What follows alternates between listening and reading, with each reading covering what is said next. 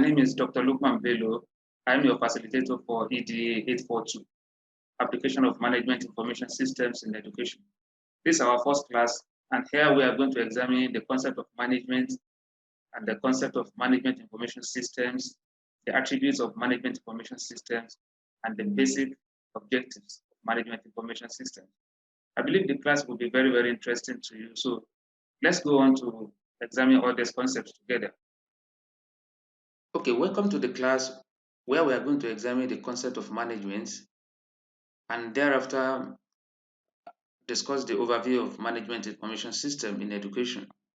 This is quite important as a stakeholder in education. You need to understand how computer and computer-related devices can be used to manage the educational system.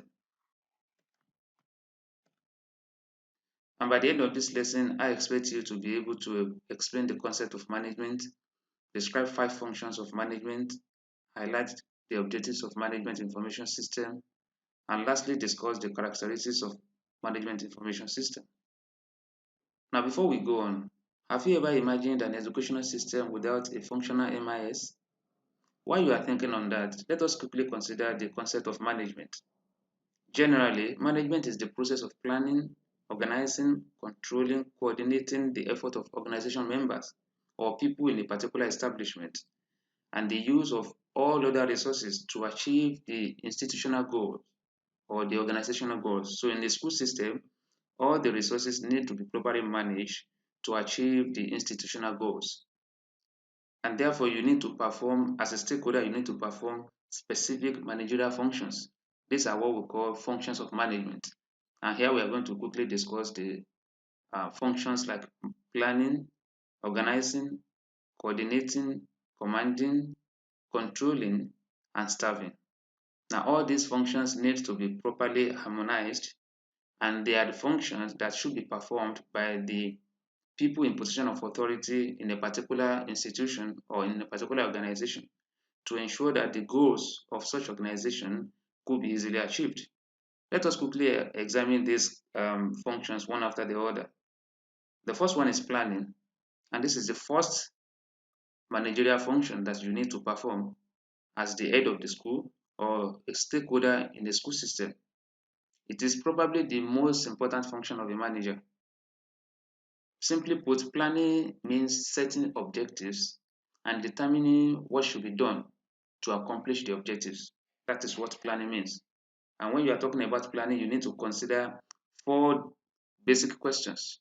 Now, these questions should be at the back of your mind when you are planning for a particular organization, and you should find a way of answering all these questions. First, you need to ask yourself, where are we now? You need to examine the present situation of your establishment, of your institution. Then you talk about where do we want to be in future, that is projecting into the future. Okay? Then what's the difference between where we are now and what we want to be? That is the gap. That gap that you intend to fill with your experience, with coordinating resources and human and material resources. The difference, that is the gap you are trying to fill. And lastly, how can we get there? That is the channels. What do you have to do to get to a particular position that you have projected? Now, another function is organizing. This comprises various organization activities that are directed towards the allocation of resources to promote the realization of the goals of a particular institution. You need to organize the resources in a particular organization, maybe in the school, to ensure that the goal of such institution is achieved at the end of the day. And this will involve activities like identification of activities. You need to identify the activities that you need to do or different organs of the organization needs to do to achieve the stated goal of the institution. They need to talk about the classification of grouping of activities. You need to group people. You need to know about who will do this and what materials will they work with to achieve the objectives or to achieve the goal of your institution. Then you need to talk about the assignment of duties. You need to assign duties to different categories of people in your organization. Then you need to delegate authority. You don't have to be everywhere. Okay. As a school head, you don't have to be the one monitoring how students come into the school, how they clean the environment, for instance, how the teacher teach in the classroom. No, you need to delegate authority to people to monitor all these activities. They need to coordinate these authorities that you have delegated. You don't just give people power without monitoring the power you have given to them. You need to monitor them. You need to coordinate the authority. Now let's look at another one, which is coordinating. That is the function of management that involves harmonizing and synchronizing all efforts of individuals and units to achieve a common objective. You have a common objective that you want to achieve. Then you need to coordinate all the resources, all the efforts of the individuals, all the efforts of your workers.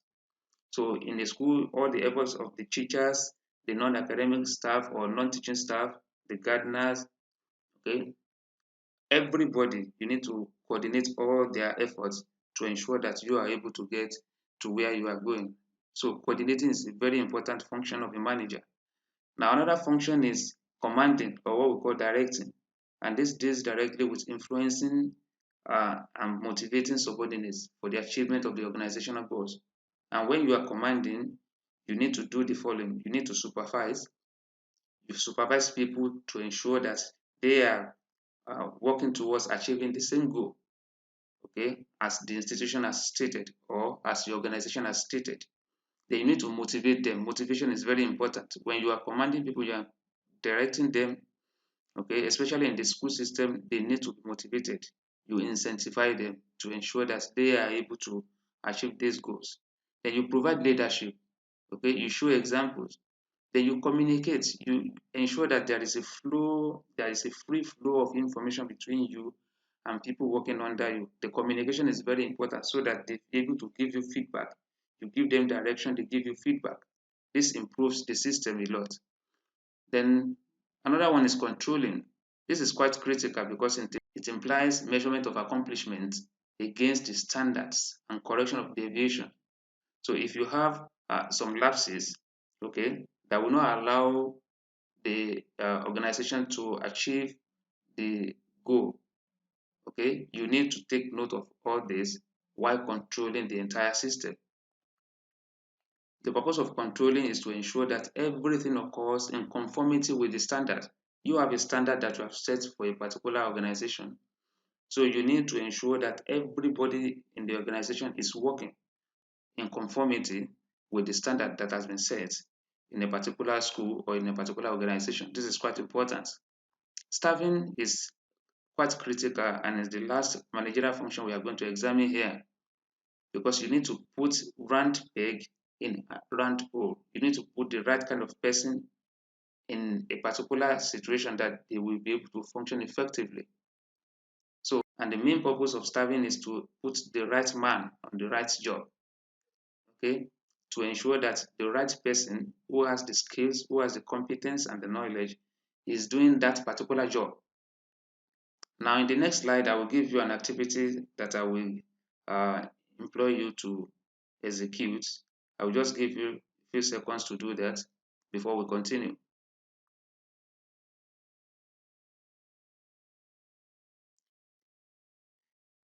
Okay, let's continue. Let's quickly look at the meaning of management information system. That is where we are going. We just consider the issue of the concept of management, which is a component of management information system.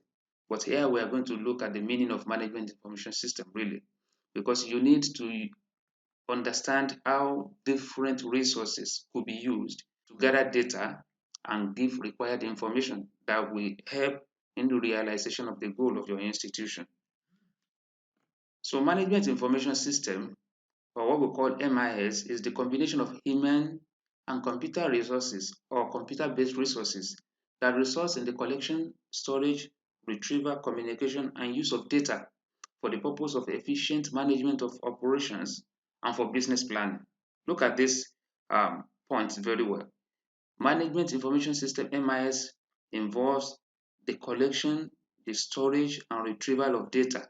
That means gathering data from the field in such a way that you will be able to turn this data into information that will lead to efficient management of your operation. So lastly, let's just quickly look at the characteristics of management information systems. It is usually directed towards management of an organization, either formal or informal, whether institutional or any other organization, for instance. The main characteristic of MIS is directed towards management of an organization. You are using all these computers and computer related devices, the platforms, the ICT platforms, or any other devices, for instance, in an organization to ensure that the management of an organization or the management of an institution is improved. That is uh, one major characteristic of MIS. Another characteristic is data flow. Okay, MIS has common data flow. There should be a flow of data in an organization, and that will improve the decision-making process and will improve the rate at which you have access to information in an organization. Data form sources of input, while information serves as an output. That is what we are talking about. MIS has to do with gathering data from the field, and that serves as the input. And when this data is processed, it turns to information, and that information is the output. It's on this output that you base your decision on. You need this output, which is information, to make accurate decision in an organization. Also, MIS depends highly on database. You need to gather data from the field, from different sources, and that forms the database of MIS. And that is one major characteristic of MIS. And lastly, it creates room for other subsystems to exist because it gives them information on how to operate. Different components of an organization will depend largely on MIS to get information as to how they want to go in achieving the organizational goals. So let us stop here for this class, and in the next class we are going to examine the concept of management information system in education. Thank you for watching. See you in the class.